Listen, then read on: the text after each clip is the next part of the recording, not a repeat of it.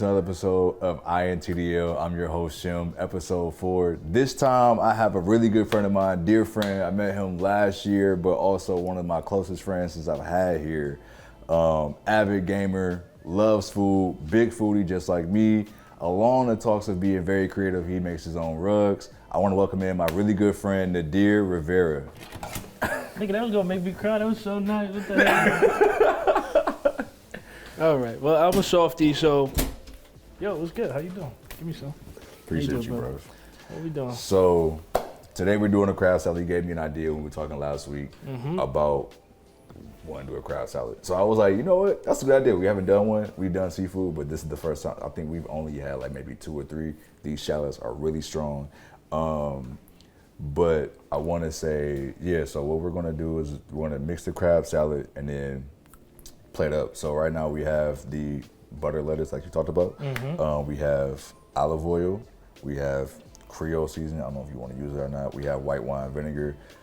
If you want to, we can create a like a soft vinaigrette like by hand after we mix this so we can put it on top. And then we also have scallions, black pepper, obviously the white wine vinaigrette, Old Bay, dill, shallots, cucumbers, celery, mayo to mix everything in, salt, lemon, and lemon zest if we want to use that. And yeah, that's pretty much it. We also have other seasons on the side if you want to take a look, cool. But have you ever had crab salad before? I feel like you already have.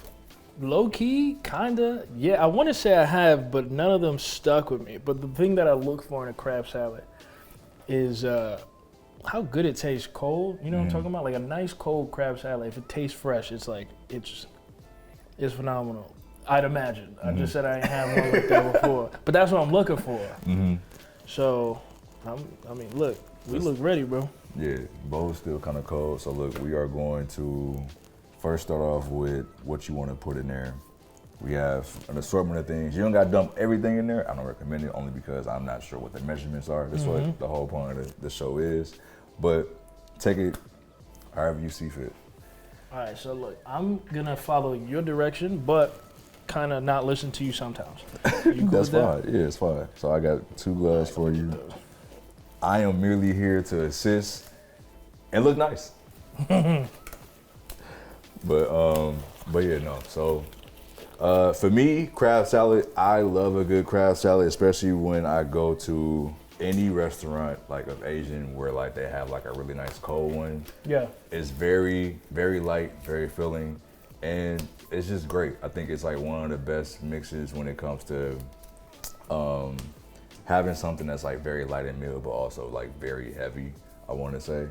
And then also, like, I love crab rangoon, so like you're never gonna, if I ever have a chance to order it, I'm ordering it. I think I had crab rangoon once, and it was like a couple months ago, actually. How was it for you?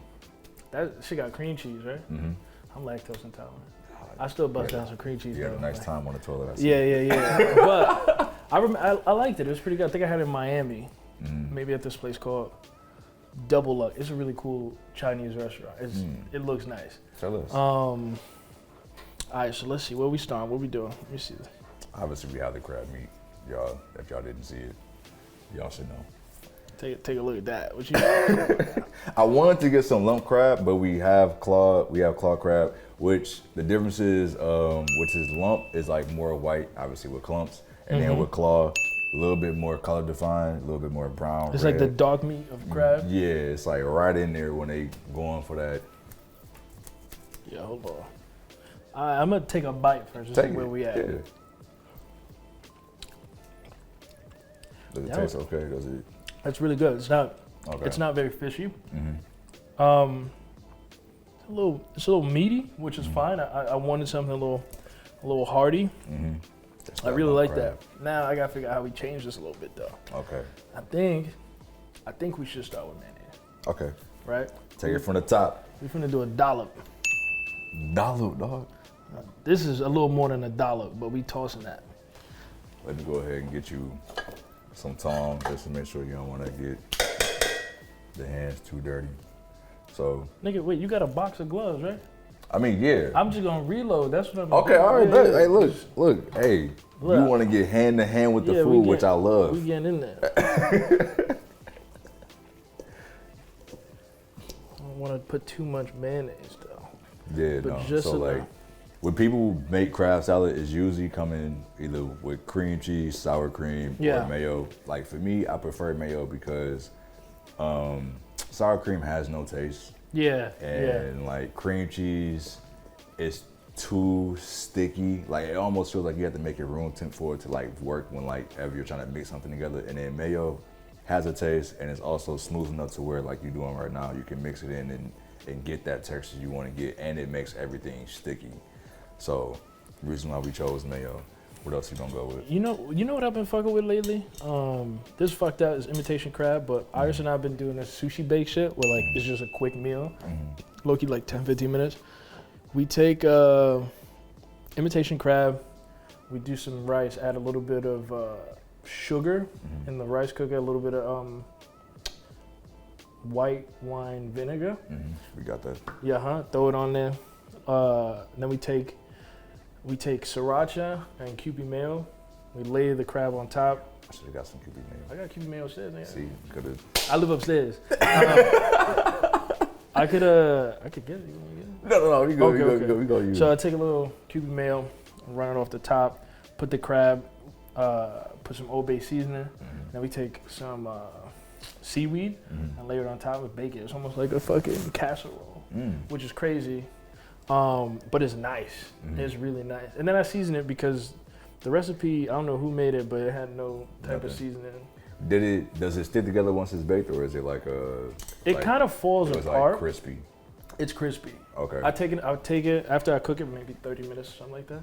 I throw it into the broiler so it gets a nice brown to the top. Okay. Not too long, obviously. And then it has a really good. Oh, and I take there's this seasoning. It might be Korean or Japanese. Furikake. You ever heard that? I feel like I have, but I probably don't have it. I never use it. So it's like nori. It's like pieces of nori, pieces of sesame, like sesame seeds and some other shit in it. Right on top. It's fire. I put that shit on all my white rice. All right, so you want to try a piece, nigga? I mean, I'll try. Yeah, try a piece. Let's see. Cause we both gotta eat this. I can't just cater it to myself. I taste some real goodness in there. Y'all know. Okay. Let's see. What you think you might want to do? I want to add some salt. Okay. Come How in. much? Add some salt. You let me know how much you want to add. I think. Hold on. Let's mix that first. I don't want that sitting in one spot. I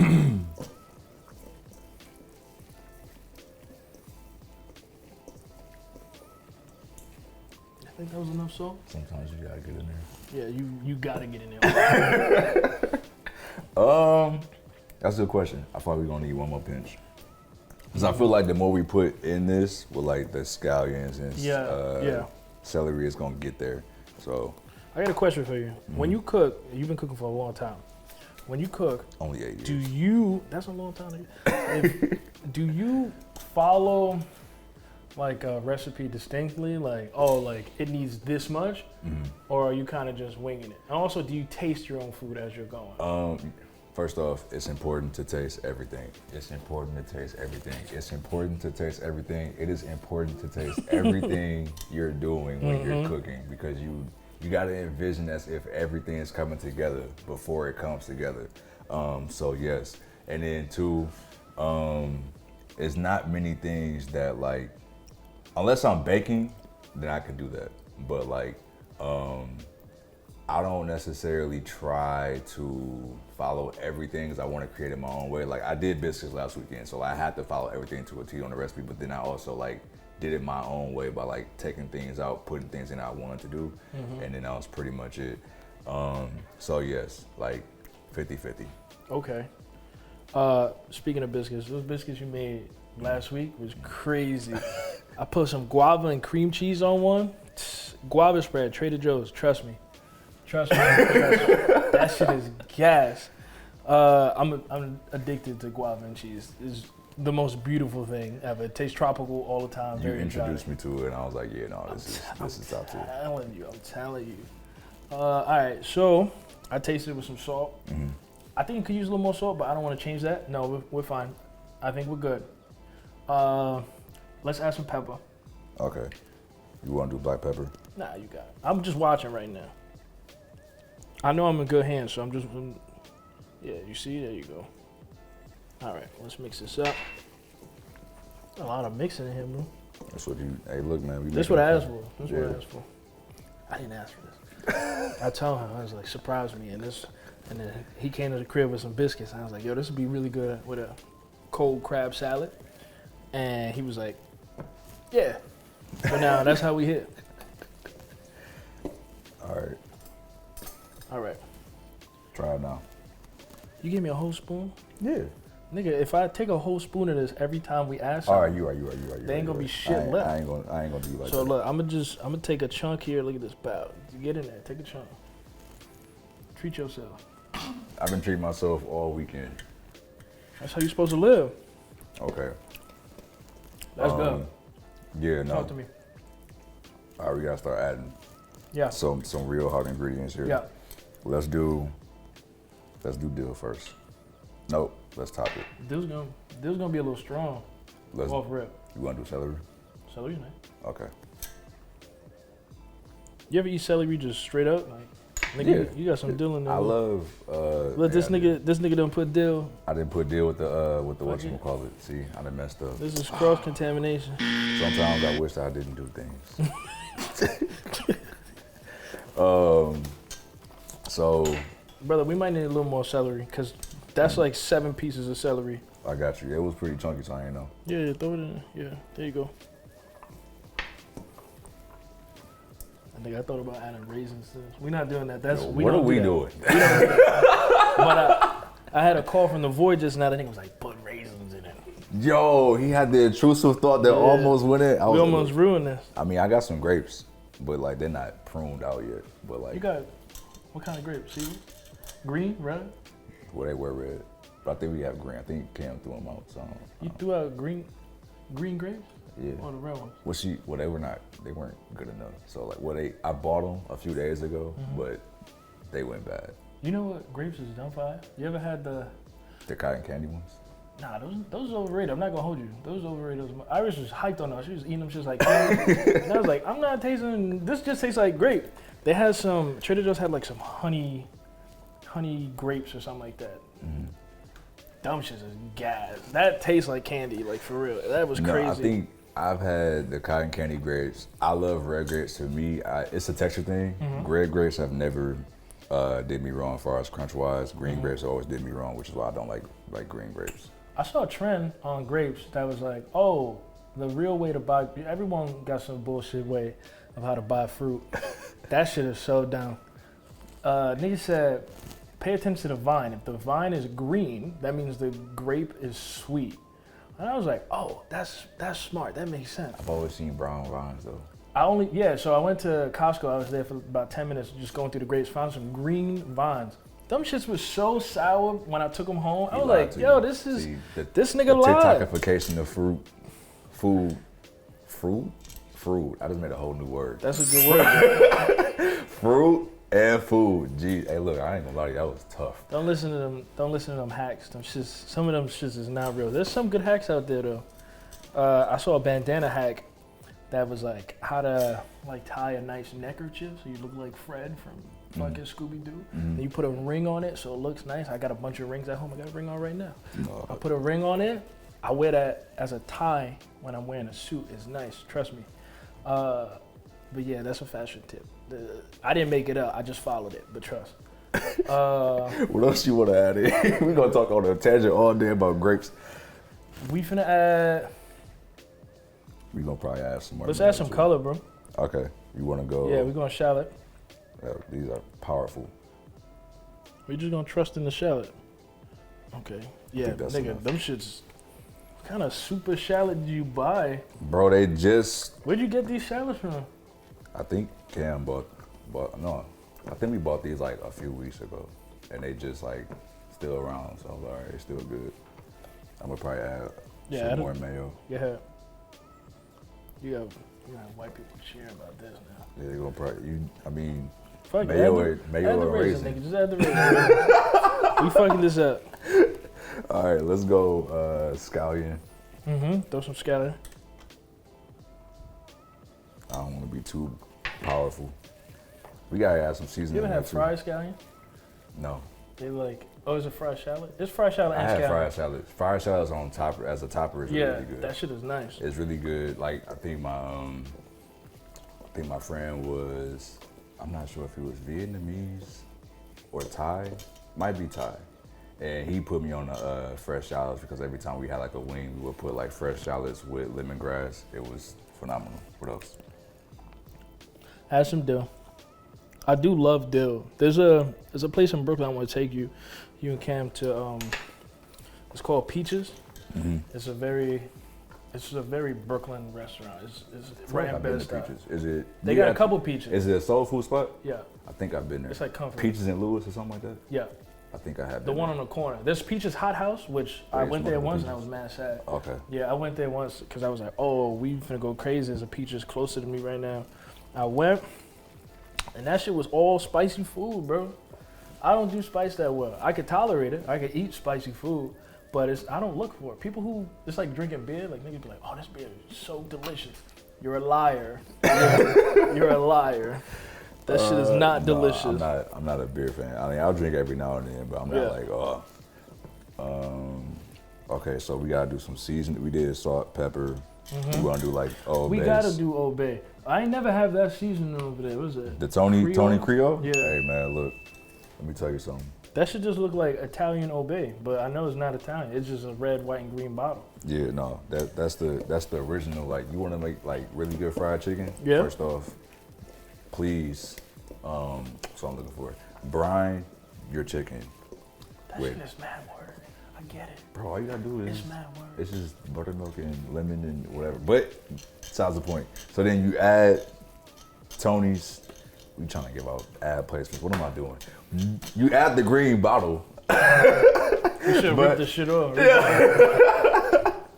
But you add the green bottle, but like it's really, really solid. It's a really nice, like all-purpose, like. All right, it's your turn to try this though. You want me to try it? Yeah, because I've been eating while no one's looking. What'd I say? Talk to me, twin. We almost there. We got to get some freshness in there. Let's get some cucumber. Okay, yeah. You fuck with pickles? I love pickles. I hate pickles. I took this nigga to Jacob's Pickles. But you took me to Jacob's Pickles, which is yeah, crazy. but that's the name of the restaurant. And we got fried pickles. This shit's good. But I don't really like pickles like that, bro. Like, I went to You could have fooled me. a Renaissance fair, and there's a nigga there that he sing about pickles. They call him the Pickle Man. You give him some money, and he sings about pickles. It's insane. I got a pickle there, and I held it in my pocket all day because my wife enjoys the taste of pickles. So I had a pickle in my pocket for like 10 hours, which is crazy, and she still ate it. I would never do that. Was it at least warm when you got it? Or was it cold? No, he take it out of a barrel with some tongs. Look him up on TikTok. He's a pickle man. He's famous as fuck. And it's the biggest rent fair in the country. It's and I think that shit is in. It's the fact you ran around the city with a pickle in your pocket. It wasn't even in the city. He was upstate. Oh, you upstate was as a motherfucker. Nah, you really wasn't. You Yeah. was, And all them niggas do huzzah when you say, if you just hit huzzah, you getting the whole crowd to do huzzah. I feel like that's some. So I'm playing a game called Kingdom Come Deliverance 2. That's around that. You playing as Henry? I think that's his name. Yeah. John Drick, and Yeah. what's his bitch ass friend name? I don't even know. I'm not gonna lie to you. I haven't played in like 2 weeks, so I forgot. What are you even playing right now? Bro, I've been doing this. Oh. Yeah. He's working. I'm playing video games. He's working. Oh, but you work too. Yeah, I do. I work in podcast. Let me see. Let me try. Yeah, get in there. All right. I think we there. I think We halfway there, or like 65%. But what you gonna put more salt? Mhm.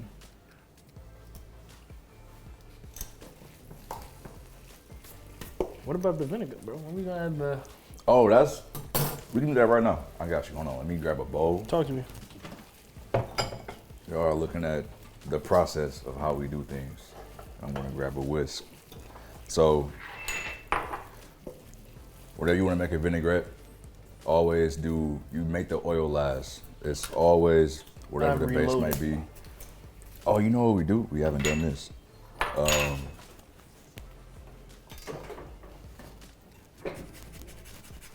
Oh, good call. So that's gonna get the freshness of lemon. I love me some zest.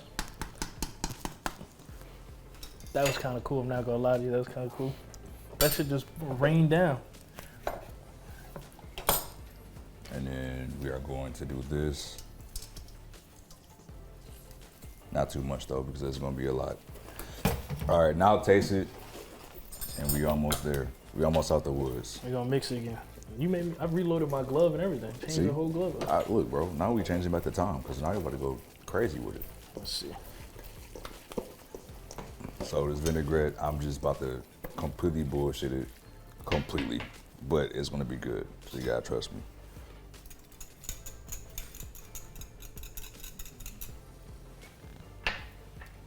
How was it? Brother, that's phenomenal. That's good shit. You almost turned me into RFK just now. And it's a great crab salad. We want to do dill, shallots, cucumber, white wine vin. And then we are going to mix it together. I'm going to add the seasonings last. I feel like that's just not going to happen.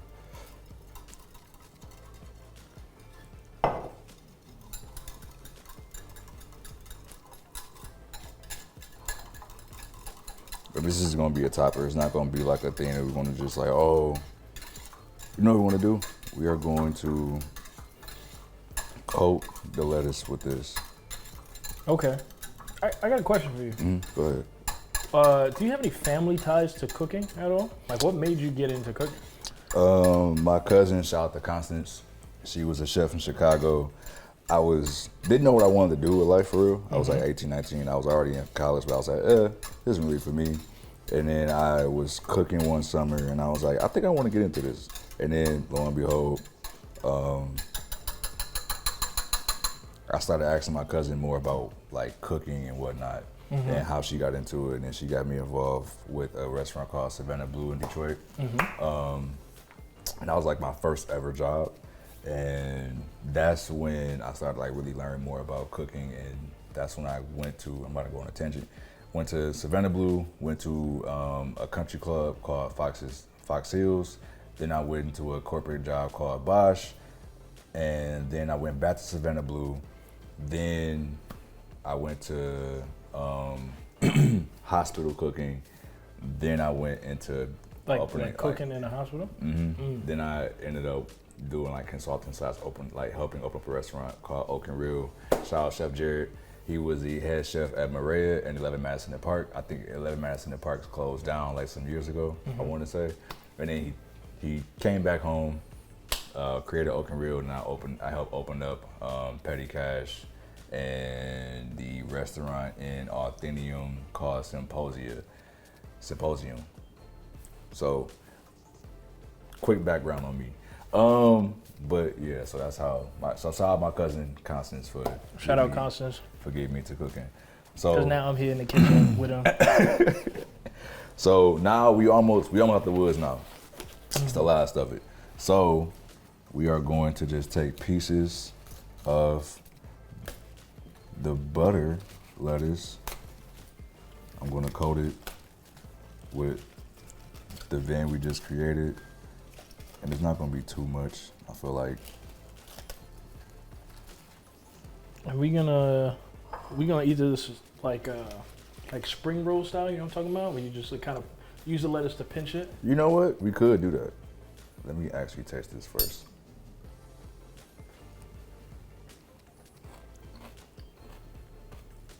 You gonna like that. Okay, yeah, let me see that.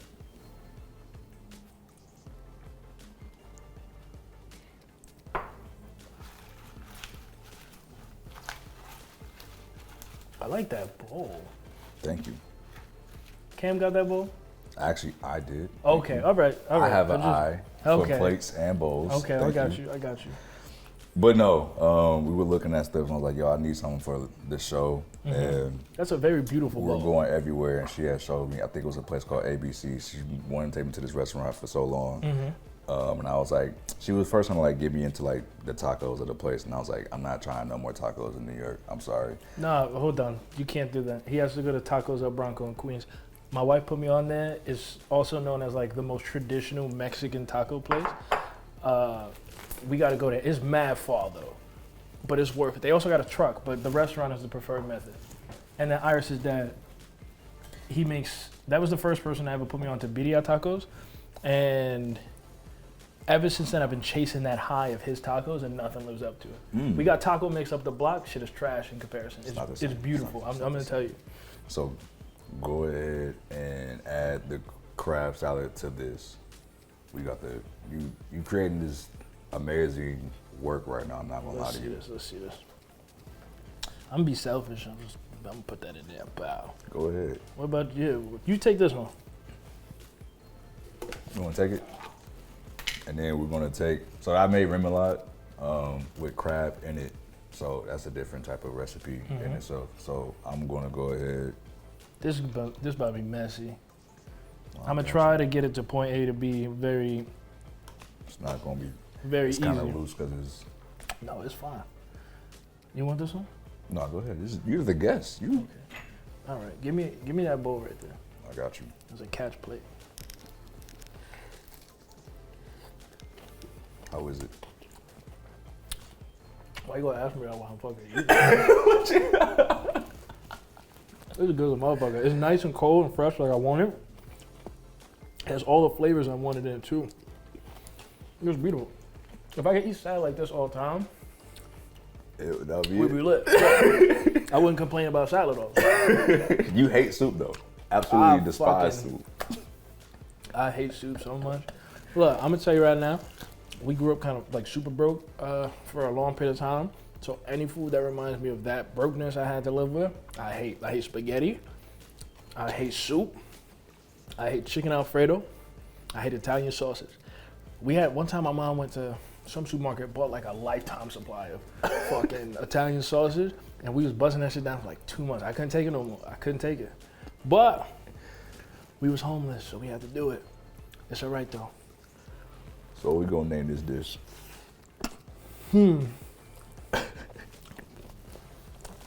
I can't think of shit right now. Give me a second. Hold on. I got you. Take your time. I gotta think about where this put me. That's a good one. Where does the plate take you? I'm gonna start adding that. This shit, we calling this a Tribeca salad. That's what this is. I went to Tribeca. I grew up at Tribeca skate park. Like that was my park. All the homies went there. And it's right by the water. It's not the sea, but it's the river. But it's pretty much the sea, whatever. No one's swimming there. That's what this reminds me of. This is beautiful. Well done. Well done to you too. Because you made it. You made the crab salad. All I did was make the vinaigrette and we combined them together to make the Tribeca salad. This is a 50-50 thing. Yeah. But that right there, what was that? He didn't make that with me, which is fucked up. We're gonna have to talk about that. Tell me I got you. So, what's in there again? So the remoulade is supposed to be like thicker. I wanted to make it thicker, but I ended up not doing that. But so, and it also would have been too much time. But remoulade is pretty much like anything that you probably would have on the side when it comes to like seafood. If you go to like any, maybe not crudo, but like it's just a nice, like if you ever had a crab cake. Yeah, like a lump crab cake. Yeah, or like sometimes you'll have a remoulade with like steak. That's what that would be. So I had like paprika, Old Bay, salt, black pepper. Is there cream in there? Mayo, lemon juice, make it fresh, a little bit of celery, cucumbers, things like that. And then yeah, we getting back in here. Hold on.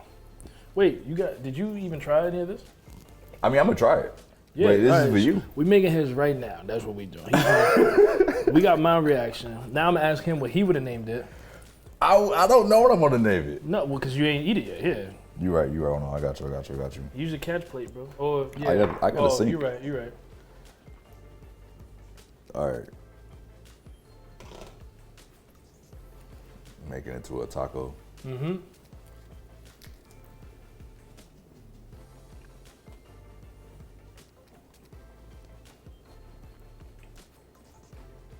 That's good. Yeah, yeah. You know, one thing I would do is if I could, I would have filled the little cooler with some water, some ice, and left the bowl in there to chill it. You know what I'm talking about? Oh, you're talking about a nice cold bath. Yeah, yeah. Because it's beautiful. Thank you for making a Tribeca salad. It's actually really refreshing. You're welcome. I'll see y'all in part 2.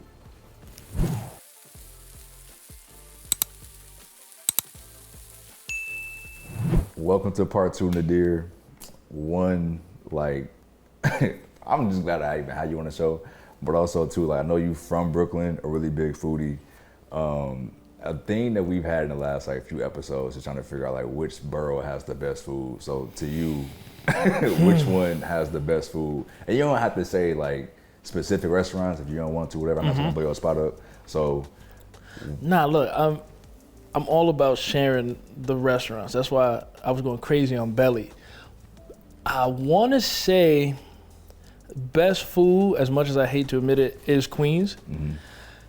There's just so much diversity in the food there. I had an argument with Iris about it before because we was arguing about which borough is the most diverse. I didn't know that there were statistics to it, that like Queens is the most diverse neighborhood in like the country, and I think also the world.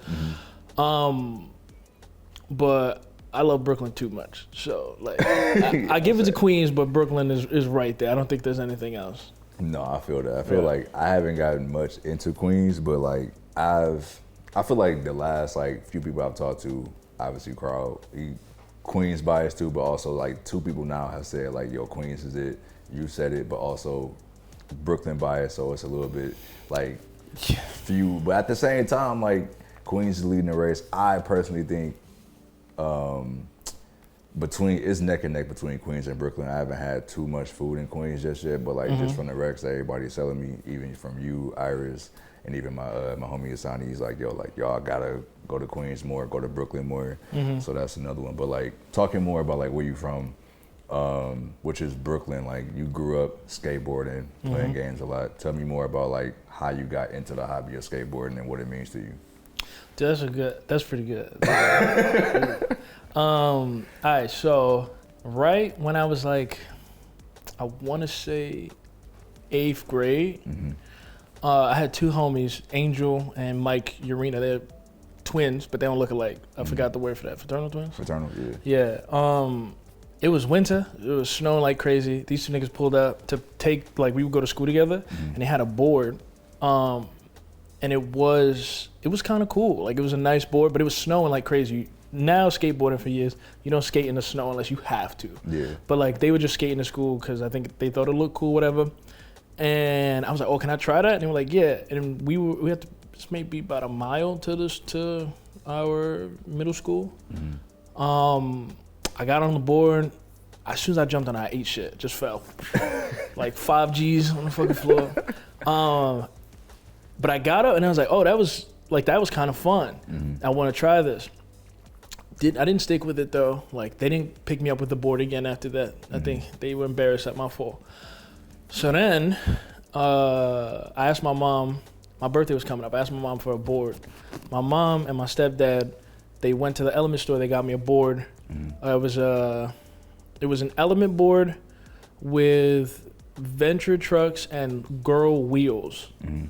Wait, to explain more, because I don't know anything about it, like what's the 2 differences of like, you said the Girl wheels and something else? So trucks is the turning mechanism for a skateboard. Okay. It consists of an axle, and then there's the kingpin and a base plate. The kingpin houses bushings. The bushings are separated by washers and the axle itself. That's how you turn. So the tighter the truck and the softer or the harder the bushing, and also the variable is your weight, depicts how you turn, right? Girl wheels, they're just wheels. They were hard wheels too, so they were really good for power slides.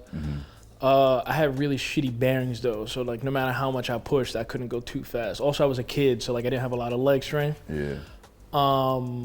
And then the Element board was nice. But like at that age, when you first start skateboarding, the word poser is thrown around a lot. Because like you don't know nothing. You're just doing it because you think it looks cool. So like technically, you would be considered a poser. It's not until you start skating and getting tricks and stuff like that, people start to see that you're putting in effort, like you start to get recognized kind of as a skateboarder. At least that's what it was before. Yeah. Now everybody just does it and like it is what it is. It's way more accepting and less gatekeepy than it was. But that's how I got into it. And then fucking one of my friends came for the summer and he was like, oh, can I try your board? I was like, yeah. That nigga left. He took my shit. He was gone. Nigga lived mad far in Jersey. He took it, ain't come back till the next summer. He brought it back. I got it. I was hyped to have it back. But at that point, I already had a new board. So I gave that one to my uncle, and he fucked it up. It was mad sad. I wish I could have kept it as, like, my first ever skateboard, but I didn't. That is, first off, like, it's a little bit of, like, it's like, yo, it's kind of fucked up, but at the same time, it's more like respect to, like, also know after a whole year of remembering to give you back the board, like, I think that's commendable, because I think that, like, a lot of people not, at that age, fam, the chances of me bringing back something that I grabbed a year ago, and I'm gonna bring it back to you like randomly, unless y'all plan for it, that's way different. But like, don't. We can't paint this nigga in a good light. That nigga took the only way I got it back is nigga forgot it in the trunk. Oh, his uncle, it was like his uncle picked him up. It was in the trunk still. So when it got there, I was like, oh, there's my board back there? And I'm like, oh yeah, and they gave it to me. So he was never going to give it back to you. That nigga would have kept that shit. Yo, no, that's actually, no, all right. I'll take back everything I said. Hey, yo, fuck that man. Yeah. But yeah, that was how I got that shit back. So you've been skateboarding since 8th grade up until now. You still skateboard every now and then, but not like as frequent than when you used to. I'm old now. I fall down, that shit hurt. That shit hurt too much. I remember you told me you went skating last weekend and just like tell me like where y'all skated at, but like I wanted to go like what was the most like popular spot or what was the most important spot to you where you skated at, like as far as your memory? It's literally where I was last weekend, which is Tribeca Skate Park. Okay. Pier 26. Pier 32 is Chelsea Piers. Pier 26 is the street park. I don't know who designed it, but it's not a very well put together skate park, but it's special.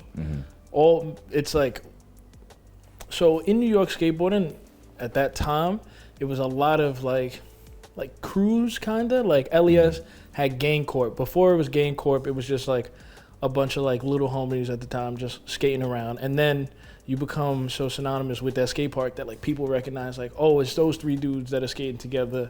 And then like 3 other dudes joined that crew, whatever. So like for Tribeca, it was me, my best friend Eric Carrington, my homie Adam. That was our crew. And then like the homie Johnny and Daquan, they left. It was us 3 just going to that park every day. We cut school. Like it was crazy how much I cut school. Like we was just going and skating at that park. And then another like crew of homies came, and it was they're this part of my group chat now. Like we fused, but it was Ralphie, Rob, the homie Russ, Joey, and then the homie David, Greg, blah blah. That crew came. It was us. We would always skate, and then as time went on, like as years went by, like some people would stop skating, or they'd go to other parks, or they move away. Like we're all kids, just kind of at the whim of this skate park, essentially. Like you just come here, and if you don't, you don't. So we're here. The crews start like merging. Like my crew merged with Ralphie's crew. We made a group chat. Some of the best skateboarders in New York would come to Tribeca all the time too, or LES, and then we would just go to or McDonald's by Tribe. Like that's where people would link up. And I remember I was a big fan of the homie Ryan. He's known for the best hard flip in New York. Like if you look him up on YouTube, best hard flip of all time, his hard flip will probably be in the top 10. It's so crazy. He did it down indoor 10. His group, I taught them how to play Minecraft, and then we linked up. We started playing video games together, and then the crew went from like 7 niggas to like 30 now. It's like 30 of us in a group chat, and that's why Tribeca is important to me, because it helped me make such a massive amount of friends and still be in contact with them to this day. It was like 12 years in.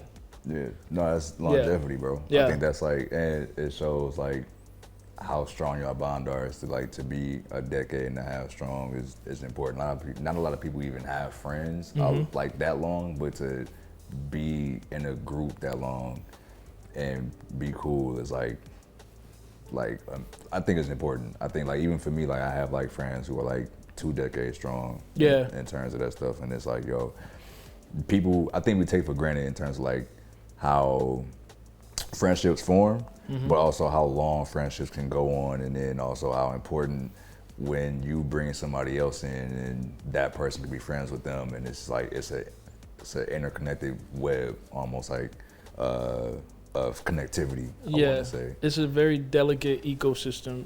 Yeah, and a community, because that's what I built. Is I built a community. Nigga, you met everybody at Friendsgiving. No, facts. Like, so now you in there too. Like, it is what it is. And like it transcended through skateboarding to like we kind of go through these like fads where like one summer we was obsessed with bowling every weekend. We stopped doing that though because it was always my card on file, and niggas get drunk. And I remember one of the homies took his shoes off and threw them at the fucking at the pins.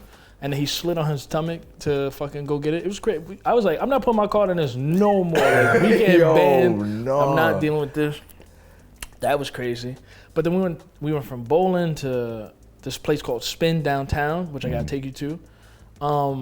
It's just a ping pong bar. Like you just get drunk and play ping pong. I got super competitive into it. I bought my own paddle. Like it was crazy. I get really into the things that I like. And volleyball. That was the next one. I played volleyball at my man's bachelor party. Also, I'm kind of glad we ditched the old bachelor party culture that like was like, yo, let's just go fuck with mad strippers right now. Like we just went, got an Airbnb, played volleyball the whole weekend. See. And then it kind of became a thing. Like now, you played volleyball with me last year. That was like the second annual volleyball summer. See. And we started up in 2 weeks. Y'all be ready. We gonna be there. Yeah, but no, and we talk about hobbies and stuff like that too, and like what you got into recently. I'm not gonna say recently, but like what's been ongoing for you is Disrugard, which is making rugs. So tell me, like, how did you get into making rugs, and again, like, continue to make them even now? So what's the process like? All right, so I'll start with how I got into rugs. Right, the pandemic happened. Everybody was making mad money, and I had to work. I was full time, and like during that time, there wasn't a lot to do. You was like stuck in the crib. I was working a bunch of shifts as a doorman because somehow I was a fucking essential worker, which is mad embarrassing because I remember McDonald's and shit was just like, oh, essential workers get free food, blah, blah. So my stupid ass went to McDonald's thinking I was going to get something for free. And it was like, no, we meant like actual jobs. They was nuts. Like, yeah, we meant like firefighters and police officers. And I was like, oh, that sucks, whatever. But the system. During the pandemic, I was seeing a bunch of, like, TikTok was blowing up. So everyone was doing like all these arts and stuff and like getting real creative. And my wife, she paints. And I always drew, like I was always drawing growing up.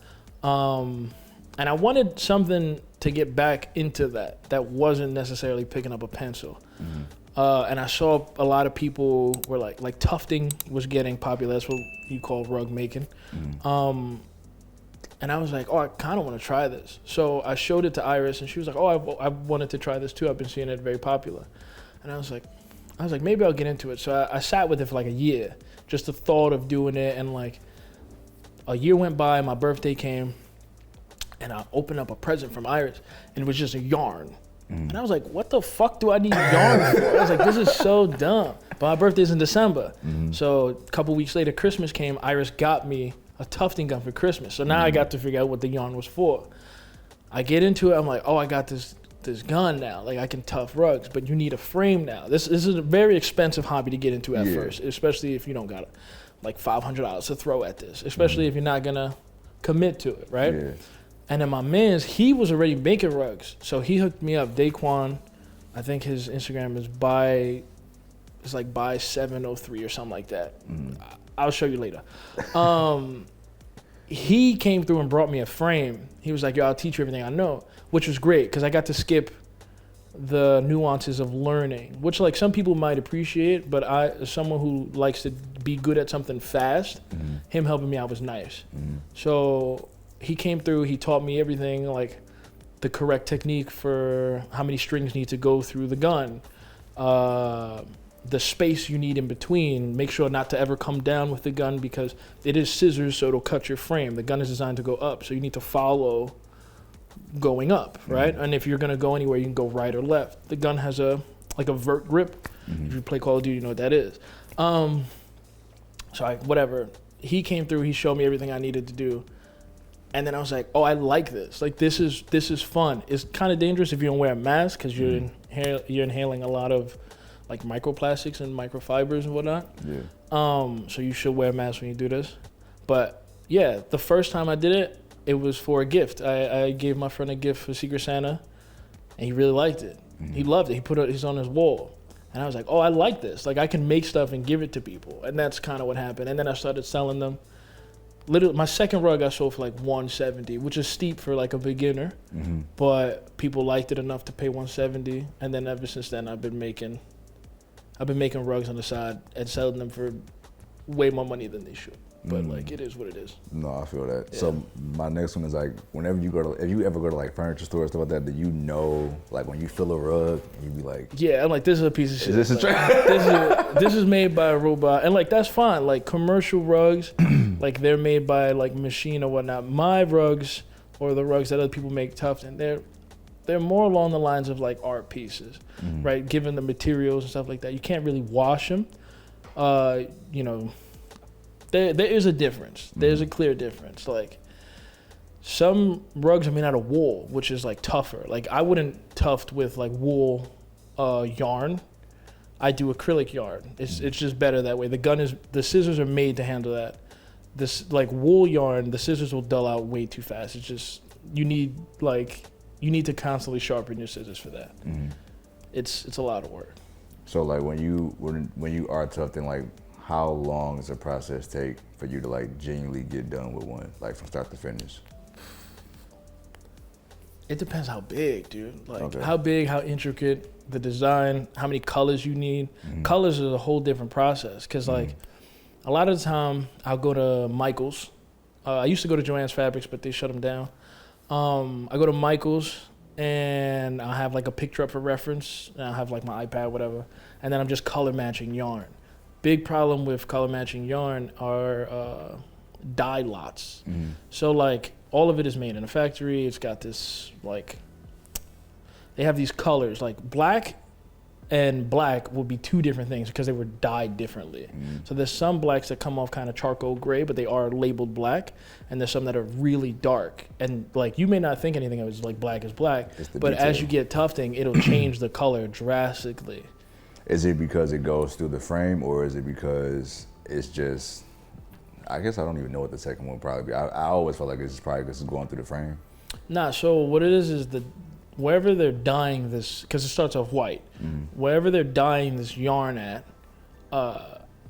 it may be at the end of it, right? So the color is not so saturated. So like one red, which would be like the color of my socks, would be like that might be the first dye lot, right? And then as you go through the dye lot numbers, you're supposed to match. So if it's like 1101, you want to find the same yarn SKU that has 1101. If it's like 1149, you know that we're deeper into the dye lot, the color is going to be drastically different. It'll still be sold as the same color, but as it goes through the frame and like the scissor cutting, you'll see that it starts to change color. It's almost like if somebody's hair was like gray, you know what I mean? Like you'll see like a bunch of black, but you'll see some gray. That's what it'll do. Okay. And especially if you're using white, it'll go from like a super nice white to like eggshell. And then you take the rug off the frame. You might not even notice it on the back end, but when you flip it over and you've already committed mad time, you'll see that it's different colors and it's so sad. And the only thing you can do is pull that shit out. You gotta pull out little by little. What's been like the hardest rug you've done so far to date? The hardest one I did, I was experimenting with textures, kinda. I guess I would say dimensions, really. I bought a tufting gun that is it's a high pile gun, right? So standard tufting guns, like for beginners, you usually start with a cup pile. Doesn't have a long pile length. It's very short surface level, maybe about 1 inch. A high pile gun can shoot out up to like 6 inches of yarn, right? So if this is the frame, and it's almost like a tattoo machine or a sewing machine. So like a cut pile will only shoot out about that, right? Mm-hmm. High pile will shoot yarn inches out, right? It's gonna take so much yarn. I made a rug for a friend. He wanted it super plush, so I got to use this gun. And I think I used about 5,000 yards of brown yarn. He just wanted it one color, and then with Roman numerals, which were a different color. But just on the brown, I probably spent about $100 on yarn, and then it was a long process because it pushed out the yarn so far. Then I had to carve the letters, which carving is a whole different thing. Like tufting a rug is easy, carving it is hard. Because that's what gives it shape and dimension. Right. And I think you said you're carving one right now. Mm-hmm. And I probably got one more question left. But so when you are carving, like what's that like? Like, is it more tedious after the tufting, or like which one is harder, like the tufting or the carving? So anyone who's really into it will tell you should carve on the frame. Mm-hmm. Which is what I would recommend. Like, I got this big ass frame, about 60 by 60. As I'm carving, so like as I'm tufting, you want to carve in between colors, right? So if I'm doing right now, I have this PTFO rug that I was working on. The letters are different. So like the letters are yellow, the background is black, and then I have other colors. So in between these colors, you want to stop, either go on the other side of your frame where the rug is actually at. You also need to flip your image, because I made a rug where it was letters and I forgot to flip the image, and it looked perfect on my end, and then when I turned around it was backwards. Very sad time, because I already committed and glued the whole shit. Nothing I could do about it. But I do the letters, go on the other side, take these clippers, and you gotta be really careful. So I got the clippers and I'm carving these letters, almost like a barber, right? I'm shaping my shit up. Excuse me. I'm shaping my shit up. And then if you're not careful, your clippers will cut your frame, cut the canvas. And if that happens, you have two options. You can either restart or repair. I always opt for the repair option, which is I either take a patch and sew in the patch so that I can still tuft in that spot. It's not gonna be as taut, but it allows me to not have to restart. Or I take a patch and hot glue it, which the hot glue is kind of hard because if you didn't tuft it tight enough, you'll see a space. But every time you go in between colors, you want to carve the letters or carve whatever with the colors. You want to give it like an indent like that. So kind of like a 45-degree angle. And then the next color comes in, it'll be straight like this. And then you just want to carve the opposite direction to give it good dimension. Okay. See, I feel like I know, but like I don't know. Y'all gonna see what we gonna talk about, because we're gonna go out there and I'm gonna show y'all. But my last one is that, like, if it was ever a rug that you could potentially do, and like it doesn't really matter what would it be? All right, so there's a rug I want to do, and it is, I think the reference is man touching God, so like the two hands. I know what you're talking about. The reason I want to do that, and I want to do it as realistic as possible, is because I got really into rugs with gradients. Making a gradient is crazy. There's a dude on Reddit, I followed his instructions for it. The tufting community is super nice. No one's really gatekeepy. I was just talking to this dude with like, I think he had like 50K followers. He has a shop out in like Portland or something that he like teaches rugs at. I was talking to him and he was telling me, he was helping me with my technique. And he helped me switch to latex glue. He even helped me like figure out the dimensions. So I ordered this backing from like a Chinese factory. It's just cheaper that way, and you also just get a lot more of it. So he was helping me with that. But I want to do man touches God, because the way the hands are made, you really need to like have a good gradient to like be able to give it the dimensions of like what looks like actual hands. And the hands will be black. Yeah, that's what it's gonna be. I feel like that's gonna be dope, man. I just need. It's gonna be a time sink though, because with gradients you need I run 3 strings. A lot of people do 2 strings of yarn. I run 3. So like, if the hands are black, I would pick a nice brown color, and then I need other browns close enough to that, so I'm not jumping colors in the gradient scale, right?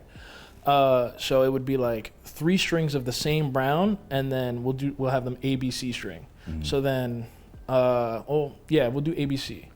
So right now it'd be AAA as the first set of brown strings. Then I'll do AAB as I'm starting to bring in a new color. We'll do that in this X pattern. And then I'll do ABB, right? And I'll continue to do that in the X pattern going up. Then from there, we'll do BBC. We'll do... I know. Yeah, you know what I'm saying. We'll do BBC pause. And then we'll do BCC and then CCC. And we'll just do that until the colors start to like look good. But it's gonna be a lot of going back and forth and then running with tweezers and pulling out the right colors, because when the yarn fibers start to twist, you really gotta pay attention to it. It's really annoying, but you'll randomly see like one different color poking on the other side, and you gotta pull that out. Because if not, after you glue it up, you gotta cut it, and then sometimes if you pay really close attention, you'll see a little space between it. It's really annoying, but I'm meticulous like that. Yeah. No, I feel like that's like, it's such a meticulous care for these type of things. On top of that, you're caring about somebody else's like commission as well. So I can understand the intricacies, the meticulousness, and the timing of it all. So I appreciate you even want to share more about how to make a rug, but also like if there's anybody out there who is trying to get into rugs, I'm pretty sure this has been the most informational part of it all. Yeah. Because I'm listening to it, but I don't know. But at the same time, I'm gonna show you. I know for a fact that like it's a lot of information in terms of like knowing what it's like, how it's supposed to be, what you're looking for, and above all else, like everything matters. Yeah. Like everything should, but like everything truly does matter when you're making something like that. So thank you for coming, man. Yo, if you want me to teach you, I will show you. It's so Sign fun. me up. It's so fun. It's very therapeutic for me, at least. It may be frustrating at first, but that's the part of the process. Like skateboarding taught me that. Like as you're learning something, you're gonna eat shit. It's gonna suck, but the end result is always better than like the struggle. You know what I mean? Like that's just a part of it. No, same thing with making rugs. Like you're gonna do this, you're gonna fuck up, but like when you make something you're proud of, that's the thing for you. Like that's what I'm chasing, at least. Thank you. I forgot y'all was here. I'm not gonna lie. No.